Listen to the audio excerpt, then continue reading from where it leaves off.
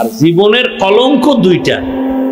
যুবক লিখে রাখিস আমার কিছু কথা ঘরের দরজায়। জীবনের কলঙ্ক দুইটা, অর্থ কেলেঙ্কারি আর নারী কেলেঙ্কারি। এই দুইটায় পড়লে পৃথিবীতে, আমাকে ইসলাম তো এক সাইড, দুনিয়ার লাইনে কেউ জুতার বাড়ি ছাড়া কিচ্ছু দিবেন। অর্থ কেলেঙ্কারি আর এই দুইটা, একটার হক আদায় করে না, দুইটা লইয়া মরে। মরাডারে মারো কেন, কয় লড়ে কেন? আফসুস, বড় আফসুস, বুঝাবার ভাষা নাই। বাকি আমি বান্দা সবই পারি, সাইরে দিছি সব চান্দুরে সাইজ করতে আমি পারি। আল্লাহর রহমত। কোন মায়ের সন্তান আমার সামনে দাঁড়াইতে পারবে না, সেই শক্তি নেই, আর লজ্জাও সামনে আসতে পারবে না। বলি না, সব সাইরে দিছি। মহব্বতের নজরে কিছু কথা বলি। এক বউয়ের হক আদায় করতে পারে না, দুইটা লইয়া পারাপারি, তাও নিজের চিন্তা বাদ দিয়ে পুরা অন্যের জন্য চিন্তায় অস্থির।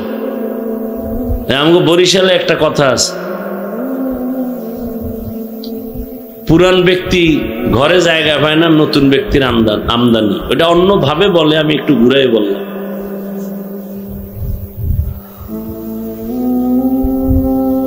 সেদিন একটার বলছি দুই বিয়ে করছে, আমি কি এই হন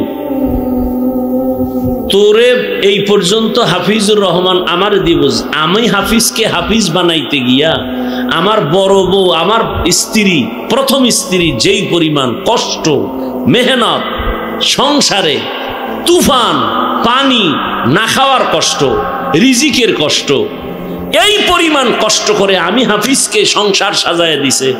ছোট বউ এর 100 ভাগের 1 ভাগ নিছে। কথা বলেন, কোন নিচে আমাকে বলেন একজনে? এই যারা দুই বিয়া করে, বড় বউ যেই পরিমাণ একটা সংসার তুফান দিয়া, স্বামীর কষ্ট, কারণ মানুষের প্রথম বিয়ার জীবনটাই কষ্ট। কি কামাই রুজি কষ্ট, খানা তেমন নাই, মনে চায় পায় না, এরপরে সন্তান আসলে আরো চিন্তা, এদের খানা, সব মিলাইয়া এত কষ্ট করে করে করে করে একটা মহিলা সংসার সামাল দিয়া একটা পর্যায়ে নিয়ে আইসা এইবার আর ভাল লাগে না, এবার অন্যদিকে চোখ গোড়ায়। আর ছোট বউ আইয়া তো কয় কামাই করা পাইছি, আইয়া শেয়ার করে, সব নিয়ে যাও। ছোট বউ ইদানিং কালে যারা আসে, ওরা কিছু দিতে আসে না, স্বামীরে ফকির বানাইতে আসে, ওই পুরুষটাকে ফকির বানাইতে আসে। তো বড় বউর নিঃশ্বাস আছে না নাই? এক নিঃশ্বাসে আরশে আজিম কেঁপে যায়, এক নিঃশ্বাসে আরশে আজিম কেঁপে যায়। একজন স্বামী মোবাইল চালাবে, কোনো আয়েব না, দোষ না, কিন্তু মোবাইলের পাসওয়ার্ড, গোপন নাম্বার কেন তার স্ত্রী জানবে না? আবার অনেক আম্মা জানেরা মোবাইল চালায়, তিনিও পাসওয়ার্ড দিয়ে রাখেন, স্বামী জানে না। যার দিল ফেরে সে তো এটা করতে পারে না। ডাল মে কুছ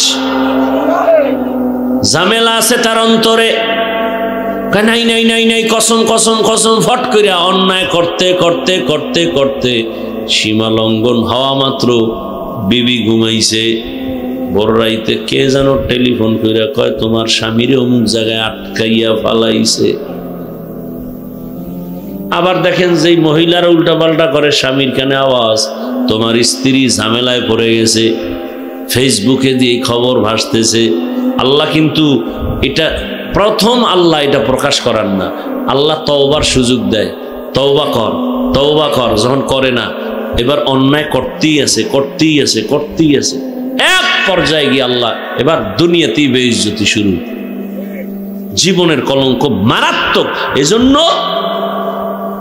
যত বড় বংশীয় মেয়ে হোক, জাতের মাইয়া, ওগো জীবনে বিয়া একটাই, মইরা যাবো, কলঙ্কের বোঝা নিয়ে বাঁচবো না। এই জন্য অনেক মেয়েরা কি করে, রাজশাহীতে একটা মেয়ে আত্মহতি দিয়ে মারা গেল, ফাঁস দিছে গলায়। ফাঁস দেওয়ার আগে লাইভে আসছে, লাইভে এসে বলতেছে বাবা তুমি আমার দ্বিতীয় মায়ের লইয়া খাইয়া ঘুমাও, তুমি দ্বিতীয় বিয়া করছিলা কেন? তোমার জামাই বারবার আমাকে মানসিক টর্চার করে, তোর বাবার চরিত্র খারাপ, না হয় 2 বিয়ে করলো কেন? আর আমরা মিলাদ পড়াই 2 বিয়ের জন্য। রসুলের কলিজা টুকরা বিবি, রসুলের ভরা যৌবন 25 বছর, যেমন তেমন পুরুষ না, সৃষ্টির শ্রেষ্ঠ রসুল, তার যৌবন 25 বছরের বয়সের যৌবন কত পাওয়ারওয়ালা, বিবাহ করলেন 40 বছরের নারী খাদিজাতুল কুবরাকে রাদিয়াল্লাহু আনহা। খাদিজা যতদিন ছিল রসুল দ্বিতীয় কোনো বিবাহের চিন্তাই করেনি, চিন্তাই করেননি।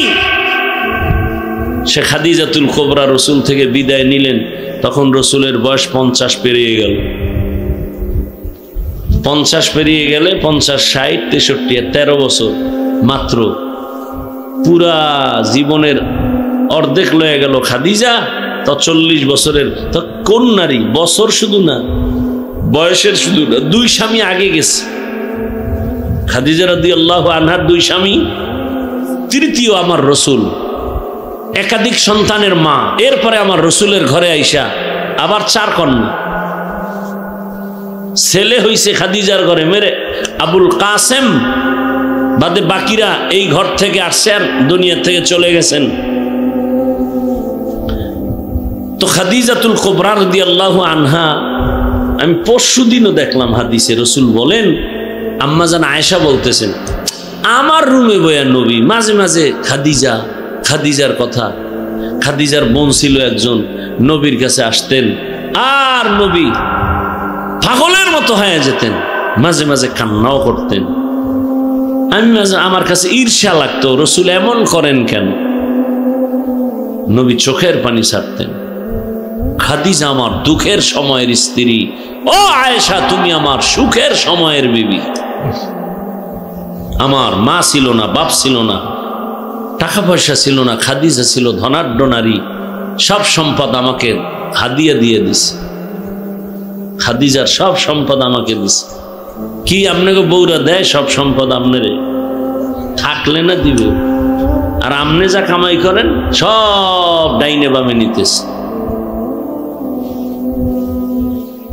সব কিছুর মূলে দুনিয়ার মোহাব্বত আর লোভে পড়ে সব উল্টা পাল্টা হয়ে যাচ্ছে।